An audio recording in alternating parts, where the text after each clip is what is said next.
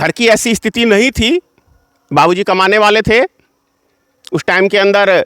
140 रुपये उनको मात्र तनख्वाह था। बहुत ही घटिया लफ्ज में कि साले बिहारी जितने भी होते हैं या तो दिल्ली पंजाब आके रिक्शा चलाते हैं या कहीं नौकरी करते हैं, यही उनकी क्वालिटी है। मुझे उस सरदार जी की इतनी बात चुभ गई था। आप 5 रुपया महीना कमाते थे, आज बताएंगे कि टैक्स कितना भर। तो पहले आप पॉलिटिक्स को स्टार्ट किए या बिजनेस को, ये बताएंगे? पहले मैंने बिजनेस को स्टार्ट किया, क्योंकि बिजनेस है तब पॉलिटिक्स है। अब मैं ऐसा पॉलिटिशियन तो हूँ नहीं कि जनता को ठग के अपनी दाल रोटी सेकूं। तो मैं जो भी करता हूँ अपनी कमाई के दम पे करता हूँ। और जीवनी की जहाँ तक बात है तो 1972 से संघर्ष कर रहा हूँ। 1972 में मैं दिल्ली में, जिसे आप ये थैली देख रहे हैं, कचरा देख रहे हैं, वो बीना करता था मैं उस ज़माने में। और उसके बाद मैं दया बस्ती के अंदर, दिल्ली दया बस्ती में मैंने नौकरी किया है, काफ़ी सालों तक किया है। और 1985 के अंदर मैं जिस फैक्ट्री में काम करता था, सरदार जी की फैक्ट्री थी, काफ़ी कुछ सीखने को मिला वहाँ से। किसी बात को लेके थोड़ा विवाद हो गया सरदार जी से, तो उन्होंने कहा एक बहुत ही घटिया लफ्ज में कि साले बिहारी जितने भी होते हैं या तो दिल्ली पंजाब आके रिक्शा चलाते हैं या कहीं नौकरी करते हैं, यही उनकी क्वालिटी है। मुझे उस सरदार जी की इतनी बात चुभ गई कि मैंने कहा, सरदार जी मैं आज से और अभी से भले मैं मूंगफली बेच लूँगा रोड के ऊपर, लेकिन मैं नौकरी नहीं करूँगा। और उसी के 2-4 महीने बाद मैंने एक दिल्ली में रेडियो, आप जानते हैं रेडियो, अब तो रेडियो का युग ख़त्म हो गया, रेडियो की फैक्ट्री में काम करता था। वहाँ गैंग बनता था। गैंग का मतलब हो गया, उसको गैंग बोलते थे, जिसे हम घुमाते हैं वो स्टेशन पकड़ने के लिए, तो उसको गैंग बोलते थे। तो गैंग की फैक्ट्री डाली हमने और उसमें काफ़ी उतार चढ़ाव रहा। फैक्ट्री फ्लॉप हो गई, बिजनेस का कोई तजुर्बा नहीं था। फिर दोबारा से प्रयास किया ब्याज पे पैसे लेके, और इतना हद तक 20% ब्याज। अब कमा के जो लाएं वो उसको दे दें, फिर फ्लॉप हो गए।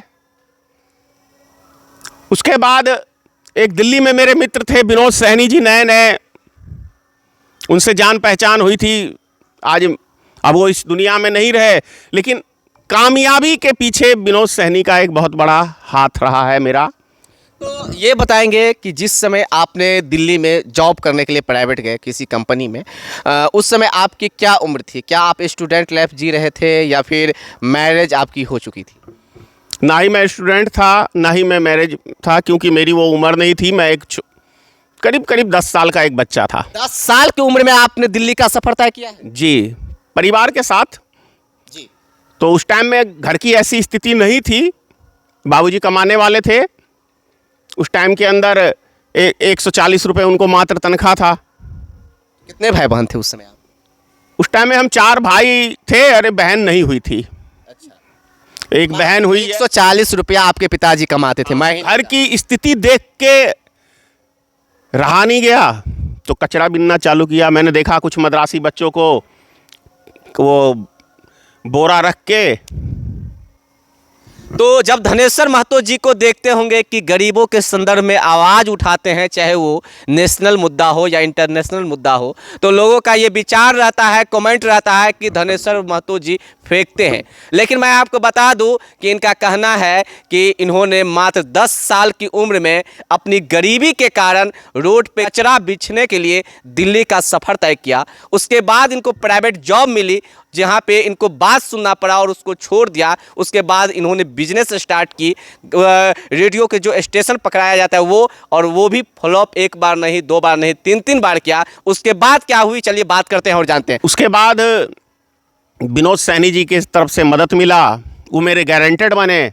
दिल्ली में लाखों रुपए का माल उधार दिलाया उन्होंने, और मैं सेल्स मैनिंग का काम करना चालू किया।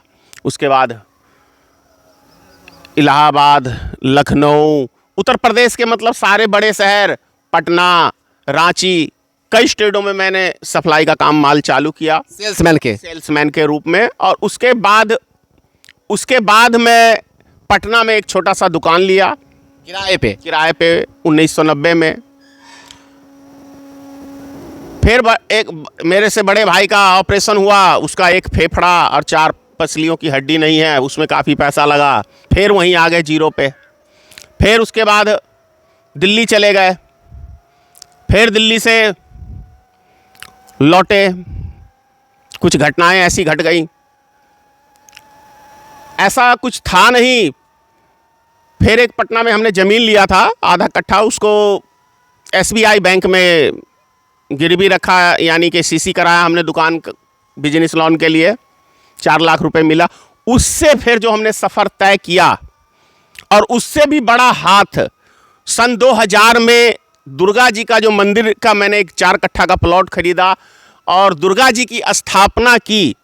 तब से माता रानी की कृपा से दिन दुगुना रात चौगुना, सफ़र सारा आपके सामने है, दुनिया के सामने है। इस दरमियान ये नहीं बताए आप कि बिजनेस क्या चीज़ का स्टार्ट की जो इतनी ऊंचाई तक आपको लेके आए। बिजनेस पहले तो मोबाइल का युग था नहीं, तो पहले रेडियो और टेप रिकॉर्ड का सामान इलेक्ट्रॉनिक्स का चलता था, स्पेयर पार्ट्स का, उसका हमने सप्लाई का काम चालू किया।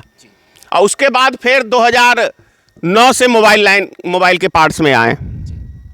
उसके बाद आपने देखा लॉकडाउन के दरमियान हमने जिस तरीके से लोग पैदल चल रहे के मर रहे थे, रहा नहीं गया, भावुक हो गए। और उसी दिन हमने कहा कि यहाँ एक फैक्ट्री डालेंगे और यहाँ पे कम से कम मेरा प्लान है आने वाले समय में 10,000 वर्करों को रोजगार देना। लेकिन समय लगेगा क्योंकि मार्केटिंग अभी उतनी ज़बरदस्त है नहीं।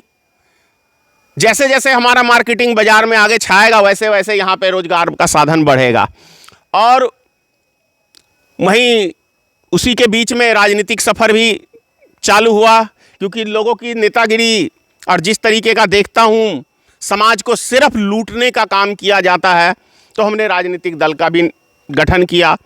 अब लोग कहते हैं कि भाई धनेश्वर महतो जी, आप झूठ बोलते नहीं हैं, आप लोगों को ठगते नहीं हैं, तो आप नेता बन नहीं सकते। तो मैंने कहा मुझे ऐसी नेतागिरी नहीं करनी जो लोगों को मूर्ख बना के अपना जेब भरा जाए। जिस तरह से आप बातें करते हैं, चाहे नेशनल मुद्दा हो या इंटरनेशनल मुद्दा हो, आपको तो बहुत सारी पार्टी ये मैसेज दिए होंगे कि आप वक्ता कर सकते हैं, चाहे जिला स्तर पे या स्टेट लेवल पे हमारी पार्टी से, तो आपने उसको ठुकरा कर आपने अपनी ही पार्टी का गठन क्यों किया? जी, पार्टी का इसलिए गठन किया क्योंकि मैं स्वतंत्र विचारधारा का व्यक्ति हूँ। मुझे किसी के नीचे दब के काम करना पसंद नहीं है।